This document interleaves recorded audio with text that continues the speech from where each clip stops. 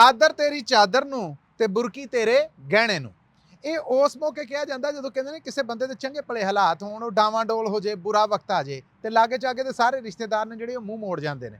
ਫਿਰ ਰੱਬ ਦੀ ਕਰਨੀ, ਉਹ ਰੱਬ ਦੀ ਦੇਣ ਅੱਗੇ ਤੇ ਕੋਈ ਜ਼ੋਰ ਨਹੀਂ ਨਾ। ਫਿਰ ਰੱਬ ਜਦੋਂ ਦੁਬਾਰਾ ਕਿਤੇ ਪਰਤ ਦਵੇ ਔਰ ਉਹ ਦੁਬਾਰਾ ਚੰਗੇ ਹਾਲਾਤਾਂ 'ਚ ਆ ਜਾਣ ਤੇ ਫਿਰ ਉਹ ਰਿਸ਼ਤੇ ਨੇ ਜਿਹੜੇ ਜੀਂਦੇ ਹੋ ਜਾਂਦੇ ਨੇ, ਗੱਲ ਲਾਉਣ ਨੂੰ ਗਾਂਹ ਗਾਂਹ ਆਉਂਦੇ ਨੇ। ਇਹੋ ਜਿਹਾ ਇੱਕ ਕੰਮ ਵਾਪਰਿਆ ਤੇ ਇੱਕ ਬੀਬੀ ਕਿਸੇ ਘਰ ਦਾਵਤ ਤੇ ਗਈ ਤੇ ਜਦੋਂ ਉਹਨਾਂ ਨੇ ਗਰੀਬੀ ਦੇ ਦਿਨਾਂ 'ਚ ਨਾ ਪੁੱਛਿਆ, ਚੰਗੇ ਦਿਨਾਂ 'ਚ ਪੁੱਛਿਆ ਤੇ ਉਹ ਆਪਣੀ ਚਾਦਰ ਨੂੰ ਨਾ ਉੱਥੇ ਵਨਸਵੰਨੀਆਂ ਜਿਹੜੀਆਂ ਦਸਤਰਖਾਨ ਤੇ ਛਾਵਾਂ ਰੱਖੀਆਂ ਸੀ, ਬੁਰਕੀ ਫੜੇ ਤੇ ਚੁੰਨੀ ਨੂੰ ਕਵੇ ਖਾ ਨਹੀਂ, ਖਾਂਦੀ ਕਿਉਂ ਨਹੀਂ, ਮਰ ਜਾਣੀ ਹੈ, ਕਿੱਡੇ ਚਾਅ ਨਾਲ ਉਹਨੇ ਬਣਾਇਆ, ਖਾ ਨਹੀਂ।